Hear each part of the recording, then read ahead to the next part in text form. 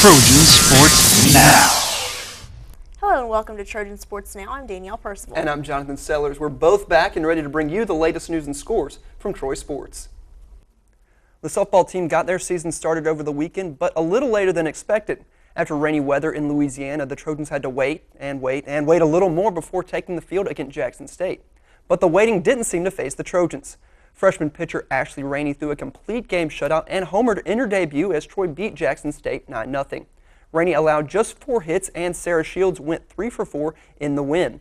The second game of the day was a little more difficult, but the Trojans came out with an 8-7 win over Kansas. The win comes as a little payback after Troy lost 7-6 to the Jayhawks last season. J.C. Affelt picked up the win in her debut, with McKella Hamilton picking up a save while Casey McAllister had a homer for Troy. On Saturday, the Trojans added 2 more wins. Rainey threw her second complete game shutout in a 3-0 win over Nicholls State, giving up just 3 hits.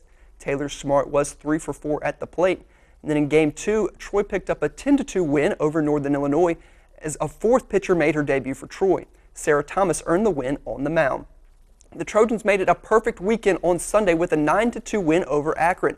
Hamilton picked up the win on the mound while Troy added 13 hits at the plate, including another 3 for 4 game by Smart. And the good news continued for the softball team and for Ashley Rainey as she was named Sun Belt Pitcher of the Week after her first action of college softball over the weekend.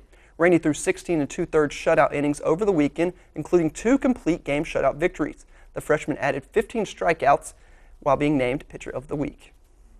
On Saturday afternoon, the Trojan men's basketball team faced the Hilltoppers of Western Kentucky, who they had already beaten once earlier in the year. And not only did the team accomplish something they never had prior to this year, but one Trojan also had an exciting first in this game. The Trojans snapped a 4-game skid Saturday, defeating Western Kentucky 83-77. Troy made a statement with 53 points in the second half, including a 22-5 run. Assistant coach Ben Fletcher said there was a key difference in Saturday's game compared to the team's recent performances. I thought the guys played extremely hard. We didn't necessarily shoot the ball well again tonight, but I'm proud of the fact that we found a way to win the game. And that's what's been missing from us here in the last few weeks. But we really fought hard and just found a way to win.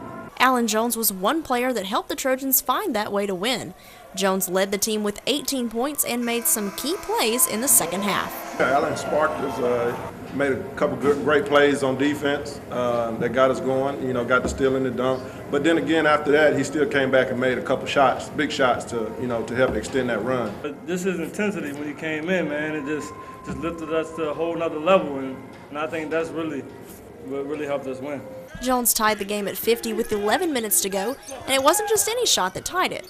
Jones slammed it home, and when one of the shortest guys on the team dunks the ball, clearly you've got something going for you. I actually called it in the first half. I said I was going to get a dunk this game. So I'm a studio dunker. As Coach says, I dunk in practice, but that's my first game dunk. The Trojans had 5 players in double figures and recorded their first ever season sweep of the Hilltoppers. Western Kentucky had been playing so well. They fought hard with Middle Tennessee the other night at Middle. Beat FIU the other night, played Florida Atlantic to a 1-point game.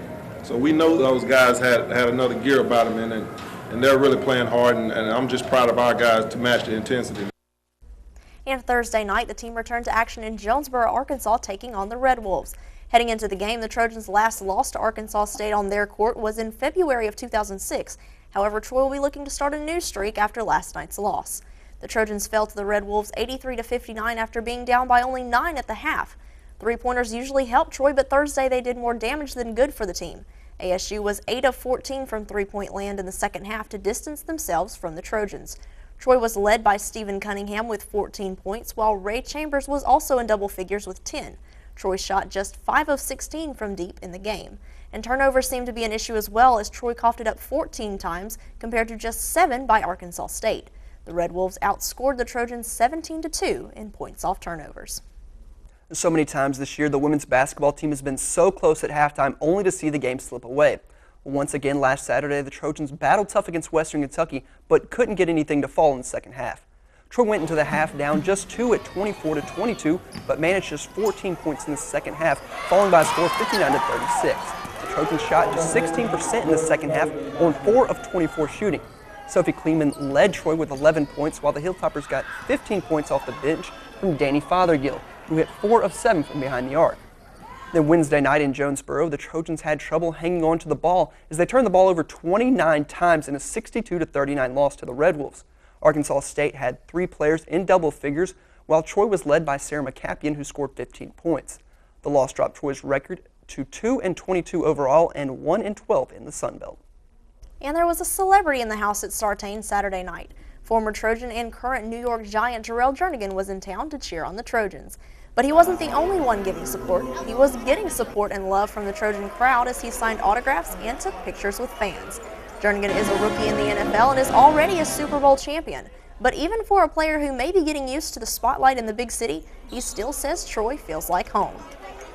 Troy's my second home. You followed my first home, and Troy's my second home, and they treat me like family here, and I love coming back with the kids, the alumni. I mean, they treat me well here, so I'll come back and give them support. And coming up later in the show, we'll have a closer look at Jernigan's journey from Troy to the pros and even all the way to the NFL's biggest stage, the Super Bowl. After struggling against some tough competition to start the year, the men's team picked up their first win of the year on the weekend.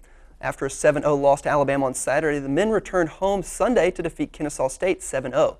The win came in Troy's third match over 4 days, and the Trojans won singles and doubles match. The women also topped Kennesaw State Sunday 6-1. The Trojans won 5 of the 6 singles points and 2 of the 3 doubles matches to earn their second victory of the season. The Trojan track and field team saw their final action before the Sun Belt Conference Indoor Championships this past week at the Vulcan Invitational in Birmingham.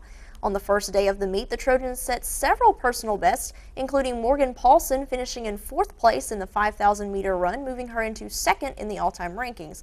Nicole Studstill moved to 5th place all-time in the shot put with a 10th place finish. On the second day of the competition, Bryn Forsyth set a personal best in the weight throw, placing in a tie for 4th with a distance of 16.83 meters. The Sun Belt Conference Indoor Championships will be in Murfreesboro, Tennessee on February 25th and 26th. We got a glimpse of the football team and their big signing day a couple of weeks back, but the soccer team shouldn't go unnoticed as they signed 10 players of their own for the fall. Troy will lose 2 seniors next fall, but does return its top 3 scorers, so the key in this class will be on defense. Troy signed 4 defenders and 1 goalkeeper and signed 5 midfielders and forwards. Still to come on Trojan Sports Now, we'll have a look at a big weekend for Troy sports with 6 teams playing at home this weekend. But first, I had the chance to talk with Super Bowl 46 champion Jarrell Jernigan about his journey to the NFL. Stick around for more Trojan Sports Now.